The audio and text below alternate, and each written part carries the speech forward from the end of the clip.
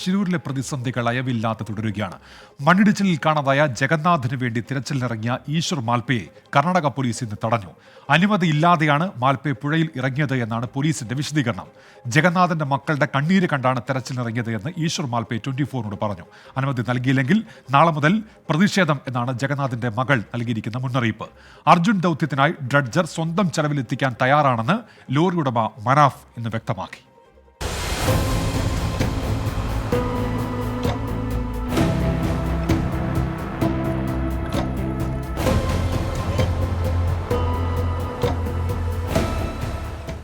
രാവിലെ 9:30യോടെയാണ് ഈശ്വർ മാൽപ്പെ ഗംഗാവലി പുഴയിൽ തെരച്ചിലിനായി എത്തിയത്. വിവരമറിഞ്ഞ് അതിവേഗം കുതിച്ചെത്തിയ കർണാടക പോലീസ് അനുമതിയില്ലാതെ തെരച്ചിൽ നടത്തിയാൽ കസ്റ്റഡിയിലെടുക്കുമെന്ന് ഈശ്വർ മാൽപ്പയോട് മുന്നറിയിപ്പ് നൽകി. പിന്നാലെ ദൗത്യം അവസാനിപ്പിച്ച് മാൽപ്പെ കരയ്ക്ക് കയറി. എല്ലാ റിസ്കും ഏറ്റെടുത്ത് അനുമതിയില്ലാതിരുന്നിട്ടും തെരച്ചിലിനിറങ്ങിയത് എന്തുകൊണ്ടെന്ന ചോദ്യത്തിന് ഈശ്വർ മാൽപ്പയ്ക്ക് മറുപടി ഉണ്ടായിരുന്നു. ഡൈജീവൻ ഒന്നും ബുദ്ധിമുട്ടില്ല. പിന്നെ എന്താണ് കാരണം എന്തെങ്കിലും പറയുന്നുണ്ടോ? എന്തുകൊണ്ട് കാരണം ഇന്നൊന്നും അവർ ഒന്നും വാക്കുമില്ല. ഞാൻ എന്നാ പറഞ്ഞു, ഇപ്പം ഇവിടെ ഒരു ഒല്ല മുതലാളിൻ്റെ അല്ല MLA മോന് കീഴേ ഇരുന്ന് അപ്പം എന്നാ ചെയ്യുമോ? അപ്പം എവിടുന്നാണോ അമേരിക്ക വേണ്ട അല്ല എന്താ വേണ്ട സബ്മറീൻ കൊണ്ടുവന്ന് അത് എടുക്കും. ഇപ്പം പാവപ്പെട്ട ആൾക്കാർ 3 പേരുണ്ട് അവിടെ. അവരെ എടുക്കാൻ ഒരു ഇവിടെ സമ്മതിച്ചിട്ടില്ല.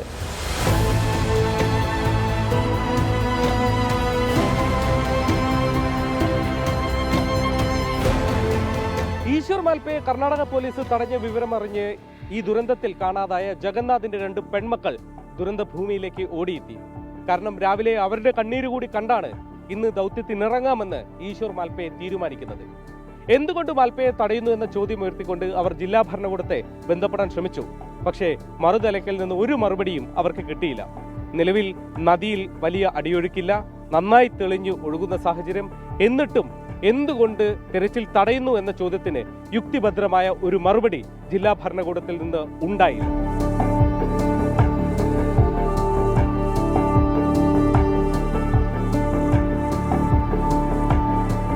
ഡ്രഡ്ജർ എത്തും വരെ യാതൊരു തരത്തിലുള്ള തെരച്ചിലിനും അനുമതി നൽകില്ലെന്ന ജില്ലാ ഭരണകൂടത്തിന്റെ നിലപാടിനെതിരെ കടുത്ത പ്രതിഷേധത്തിലാണ് ജഗന്നാഥിന്റെ കുടുംബവും. ഇനിയും അനുമതി നൽകിയില്ലെങ്കിൽ നാളെ മുതൽ സത്യാഗ്രഹ സമരമിരിക്കാനാണ് കുടുംബത്തിന്റെ തീരുമാനം. അങ്ങനെ ഒരു സമരത്തിലേക്ക് പോയാൽ ഒപ്പമുണ്ടാവുമെന്ന് അർജുന്റെ ലോറി ഉടമ മനാഫും അർജുന്റെ ബന്ധു ജിതിനും ഉറപ്പു പറയുന്നു.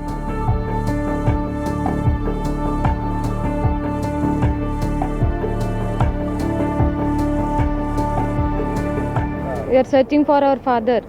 Till 32 days over. Till now we didn't get any identity. We want our father. So you requested Ishwar Malpe to do the search operation? We requested. DC madam is not giving permission. Reason we don't know, sir.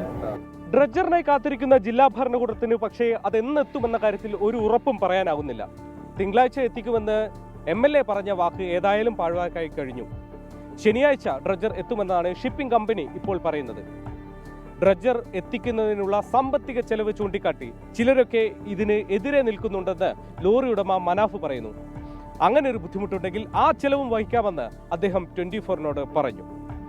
ഇതിനുള്ളിൽ ഇനി എന്തൊക്കെ ചെലവുകളുണ്ട് നമ്മൾ എടുത്തോളാം. ആ ഒരു state ഗവൺമെന്റുകളും എടുക്കണ്ട, ഒരു കുഴപ്പമില്ല.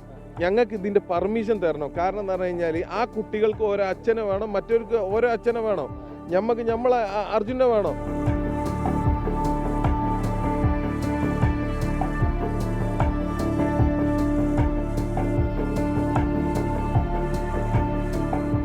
അർജുൻ്റേതുപോലെ കഴിഞ്ഞ 30 ദിവസത്തിലേറെയായി നെഞ്ചുപൊട്ടി കഴിയുന്ന മറ്റൊരു കുടുംബമാണ് ഷിരൂരിലെ ജഗന്നാഥൻ്റേത്.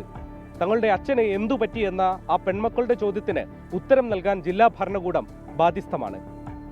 ആ ഉത്തരം തേടി അവർ സ്വയം നടത്തുന്ന ചെറു പ്രയത്നങ്ങളെ പോലും ജില്ലാ ഭരണകൂടം തടസ്സപ്പെടുത്തുകയാണ്.